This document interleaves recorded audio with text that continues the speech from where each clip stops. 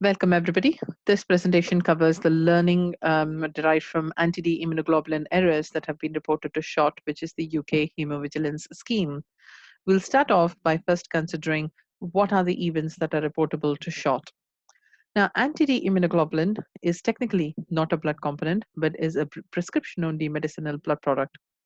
Lessons that are learned from any errors relating to requesting, testing, issue, and administration, they are reflective of similar to the transfusion chain and can be applied to transfusion, and hence historically anti-D errors are being collected by SHOT.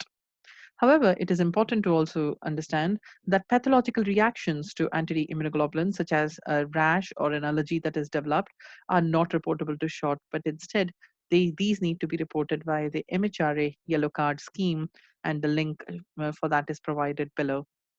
Also not reportable to SHOT are cases of omission or late administration, where the primary reason is patient non-compliance. Again, these incidents are not reportable to SHOT. Now, further details on the definitions and the criteria for reporting can be found in the SHOT website. Now, it's also important to understand the impact of these errors in practice. So, any of these errors related to anti-D immunoglobulin have the potential to cause harm to the mother or the child immediately or in the future. And evidence suggests that inadequate compliance with the guidelines for anti-D immunoglobulin administration is a significant contributing factor for maternal sensitization in the UK. The available data from SHOT suggests that this is an area which remains underreported. When we look at the summary data for 2019, this is actually a chart which shows all the categories under which reporting has happened in 2019 to SHOT. The majority of the reports are related to near misses. However, the anti-D immunoglobulin errors remain the second highest category for the reports received, and they accounted for nearly 12% of the reports analyzed last year. And when we look at the trends in the anti-D immunoglobulin error seen, the numbers are steadily increasing. And over the last 5 years, they were consistently approaching 400 and over 400 reports per year. When we look at the overall increase in the number of the reported incidents, these are averaging around 9.5% of the total reports to SHOT each year. In 2019, interestingly, there were also 5 reports where the cell-free fetal DNA test results incorrectly predicted the baby's D status. And this is an area that we need to actually learn more, and we encourage reporting to SHOT wherever you come across incidents relating to this category. When we delve a bit deeper to the types of errors that are seen, when we look at the last decade between 2010 to 2019, by far the most common group is omission or late administration of anti-D immunoglobulin. And in the last decade, this accounted for nearly 63% of the reports.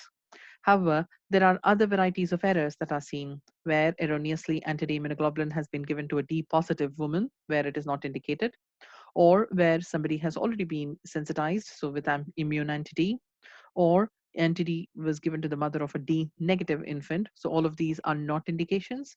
Or anti-D immunoglobulin was given to the wrong woman, or a wrong dose was given, or if there were any handling or storage errors. So there is a wide variety of errors that are seen from the reports submitted to SHOT.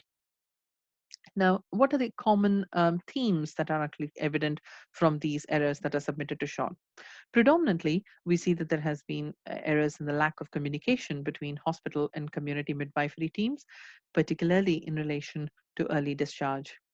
We also see that another area where there are many errors occurring is when the anti-D immunoglobulin is not being administered within 72 hours for potential sensitizing events and delivery. Now, we also see instances where anti-D immunoglobulin has been ordered from the laboratory but has not been administered. Now, this has been largely associated with early discharge after a potentially sensitizing event or at delivery. So this is an area that needs special focus. While we are encouraging patients to be discharged from the back to their homes early, we also need to make sure that the patients know to be that importance of this injection, and there should be pathways in place to ensure that these doses are not missed. So we are encouraging the use of checklists to prevent errors. And we also see where checklists are being used not in the true spirit. So they may be ticked but not acted upon. So, therefore, there should be a conscious effort rather than an unconscious decision and a tick box. Lack of understanding about among staff about when anti-D immunoglobulin is required is another area. So we see that there are areas for improvement, both in the knowledge and awareness, both in the healthcare professionals as well as the patients. We also need to improve the communication channels. We also need to make sure that all the administration steps are actually followed, and with the early discharge as well, that needs to be actually followed through. Again, explaining this a bit further, we see that the communication gaps are not just between the hospital and the community midwifery team, but also it could be between the midwifery teams and the laboratory. There are also, on a fundamental level, assumptions being made that someone else is dealing with the issue and has done their job properly. So these making assumptions and reduced vigilance is actually then responsible for majority of the errors. Therefore, it is important that accountability, responsibility is clearly laid out. Who is responsible for administering this and who is checking that? Manual transcription of the blood group results onto notes are another source of errors. So when there are transcription errors in place, that is then resulting in erroneous decision making. As I've already mentioned, the knowledge deficits as well as gaps in the training, not understanding the impact of missed or errors with the administration, um, they all will be resulting in the horrendous impact on the baby. Decision making, issuing, and administration of anti immunoglobulin without reference to the blood group results or electronic information management systems in both laboratory and the clinical area is another big area where we see errors happening. We also see where the onus is just being placed on the patient to return for the immunoglobulins when she's busy caring for a new baby instead of actually ensuring that that is issued at presentation. So it should be, while we need to improve the patient education, the onus is on the healthcare professional to ensure the administration. So we need to actually also ensure that we have robust systems in place to identify what are the outstanding work in the hospital laboratory. So using all of these gaps that are identified through entity errors reported to SHOT, here are the key areas that we provide recommendations in. First and foremost, it's about having the right systems and the policies. So all organizations involved in the issue and administration of anti-immunoglobulin must ensure that their systems are robust with respect to issue, receipt, and recording. And they should also audit their systems to increase the safety and security of the process. So there should be a robust policy, and that is based on the related guidelines. So whether it is from the British Society of Hematology or from NICE or the Royal College of Obstetrics and Gynecology, and there should also be regular audit of practices to identify areas for improvement. Now, the BSH fetal-maternal hemorrhage guidelines, the FMH guidelines state that if there is any FMH greater than 2 ml black Cly should be confirmed by flow cytometry using the original sample. And if the flow cytometry result will not be available within 72 hours, then the Cly test should be repeated from the beginning by a second operator and then the results acted upon. So it is something about even the follow-up to be actually complete and judiciously completed and followed through. All healthcare professionals involved in the issue and administration of anti-immunoglobulin must complete the anti modules in the Learn Blood Transfusion e-learning program, and well done, you're on your journey to complete that. And the current blood group in the antibody screen results must be referred to whenever we are making the decisions whether to issue or administer anti-D immunoglobulin. So if ever there is a doubt about the D type or whether detectable anti-D is immune or prophylactic, then anti-D immunoglobulin prophylaxis should continue until that problem can be solved. And a larger dose of anti-D immunoglobulin should be given following delivery of a D positive child when cell salvage is used. And BSH recommend 1,500 international unit as a standard dose. Now, anti-D immunoglobulin must be administered to women when they are present rather than ask them to return to the hospital again. So you're avoiding repeated visits. And how can you maximize those touch points? Discharge protocols need to be reviewed and anti-D immunoglobulin arranged for patients when required. And these protocols need to be reviewed in conjunction with the laboratory for notifying of the sample issues and timely supply of anti-D immunoglobulin.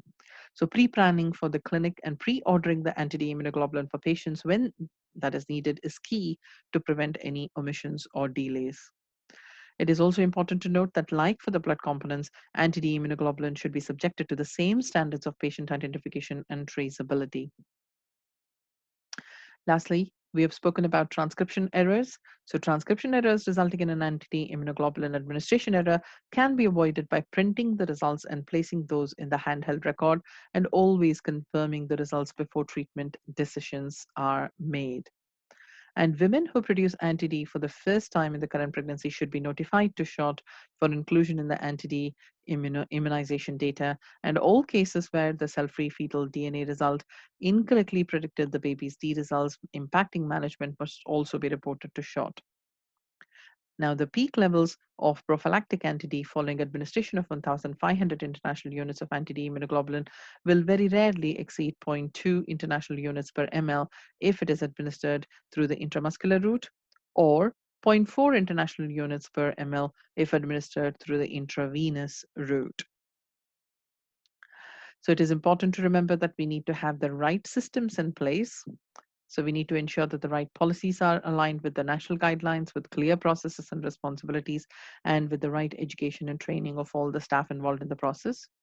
It's also important that we involve the patients in these. So patients are also educated and they understand the importance of timely administration of anti-D immunoglobulin to improve compliance. And errors in practice relating to this have the potential to cause harm to the mother or the child, and evidence suggests that inadequate compliance with guidelines for anti-D immunoglobulin administration is a contributing factor to maternal sensitization in the UK. So prevention is key. And this is an illustration that highlights the importance that it should be an automatic question that comes to your mind anytime that you're dealing in the antenatal period. Is your patient D negative?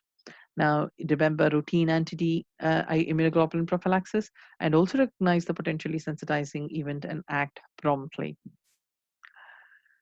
So further information can be formed from the SHOT UK website, and these are all the acknowledgements. And well, we also are thankful for the vigilant reporters and the hospital staff who shared their incidents, and our wider SHOT steering group as well as the working expert group. Thank you.